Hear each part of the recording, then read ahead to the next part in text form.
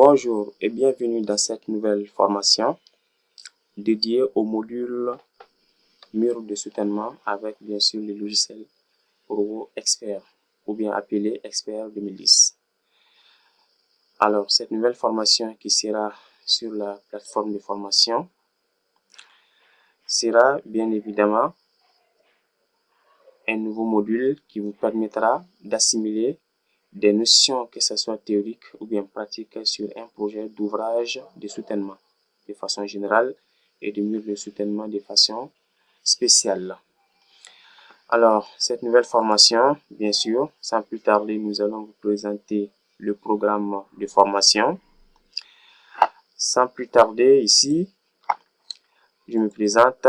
Alors, je suis Karambe Abdoulaye, de nationalité bien sûr malienne. Donc également ingénieur de génie civil, consultant d'entreprise et de bureaux d'études, mais aussi enseignant vacataire du supérieur et au niveau secondaire, notamment au niveau de l'enseignement technique et professionnel. Bien évidemment, pour ceux qui me connaissent déjà, cela n'est pas bien sûr une nouveauté pour eux. Donc là, sans plus tarder, nous allons vous présenter bien sûr le programme de formation. Alors, ce nouveau module intitulé Expert MDS sera là pour la conception et le calcul des murs de soutènement avec bien sûr Robot Expert. Alors, comme préambule, l'objectif recherché de la formation, cette formation qui sera animée bien sûr par un formateur cadre et spécialiste du domaine, a pour but bien sûr de permettre aux apprenants de comprendre, on va dire, un projet d'ouvrage de soutènement de façon générale et des murs de soutènement de façon spécifique. Donc bien sûr, comme il est de coutume chez nous, sur la plateforme toujours, nous allons commencer par un rappel théorique des notions du module en question et par la suite un aspect pratique également, bien sûr, qui traitera l'exemple d'un projet type étudié. Donc l'aspect théorique, ça c'est à travers des notions de rappel. Là, vous allez voir des cours vraiment détaillés qui seront préparés et qui seront mis à votre disposition après inscription au module de formation sur la plateforme. Donc l'aspect pratique, ça sera bien sûr utilisé sur le logiciel en question. Alors, le logiciel utilisé, bien sûr, vous allez retrouver également le setup d'installation du logiciel et également la vidéo guide qui va vous permettre d'installer ce logiciel. Donc, vous allez retrouver également cette vidéo sur la plateforme. Alors, ce module qui porte sur la conception des murs de soutènement détaille les aspects nécessaires à la compréhension et l'établissement d'un projet de MDS. Comme finalité, alors à la fin du module, l'apprenant qui a suivi cette formation doit être apte à comprendre les notions théoriques sur les murs de soutènement. Vous allez voir à travers le cours qu'on a développé, qu'on a détaillé, vous allez voir que c'est vraiment une très bonne synthèse pour mieux comprendre les ouvrages de soutènement et bien d'autres choses bien sûr. L'apprenant doit également être capable de faire la conception et le calcul du dimensionnement d'un projet de MDS type. Alors, il doit être capable d'élaborer le plan et détail d'exécution. On va voir tout ça. Et bien sûr, comme petit bonus également, il faut qu'il fasse les quantitatifs des matériaux utilisés, en l'occurrence le métré. Comme public ciblé, c'est surtout les ingénieurs, les projecteurs, les techniciens aussi, et bien sûr les étudiants du domaine en question. Alors, le programme de formation, le contenu du programme de formation du module s'articule autour d'un certain nombre de points. Bien sûr, la première des choses, c'est l'installation du logiciel utilisé. Vous allez voir la vidéo explicative à ce titre, plus le setup bien sûr du logiciel. Donc, vous n'avez pas besoin d'aller chercher à télécharger encore. Vous aurez le setup. Comme première partie, bien sûr, comme il est de coutume pour tous les modules de la plateforme, il y a toujours un rappel théorique sur les notions des murs sur les notions de l'ouvrage étudié. Okay? Donc ici, il s'agit des murs de soutènement. Première des choses, on va essayer de définir c'est quoi un mur de soutènement, pourquoi et où l'utiliser, quelles sont les conséquences de l'absence d'un soutènement fiable, quels sont les éléments constitutifs d'un mur de soutènement et les fonctions de chacun d'entre eux, Les types de murs de soutènement également, il y en a plusieurs types, vous allez voir.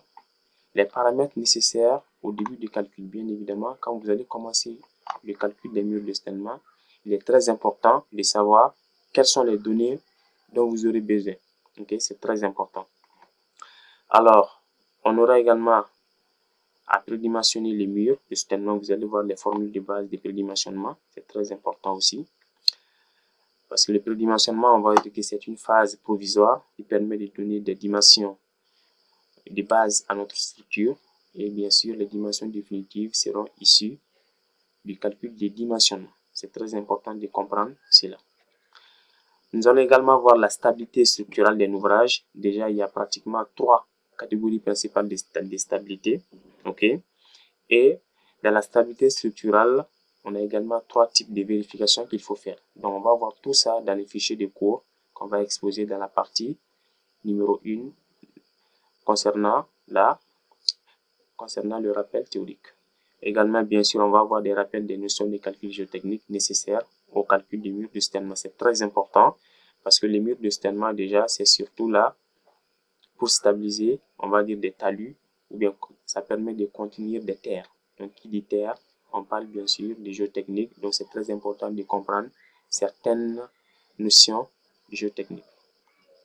Alors, dans la partie 9, bien sûr, on va voir l'application sur comment stabiliser les parois lors des travaux de terrassement. Ça, c'est très important. Cette partie, elle est extrêmement importante, vous allez voir. Par exemple, à quelle profondeur on peut travailler une fouille en sécurité sans avoir besoin d'ouvrage de soutènement. Il se peut que vous avez un bâtiment, par exemple, où vous devrez faire 2 sous-sols, ou bien plus, ou bien moins. Donc là, vous avez une terre qui est là, et vous êtes devant le projet. Est-ce qu'il faut forcément utiliser un ouvrage de soutènement, ou bien dans quel cas l'utiliser? Donc, on va voir tout ça, c'est très important.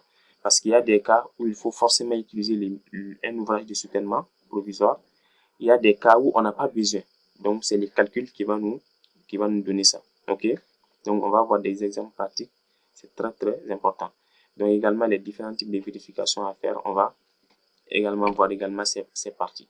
Bien sûr, il est très important de savoir qu'au fur et à mesure de l'évolution, il y a des tests de niveau qui seront soumis aux apprenants.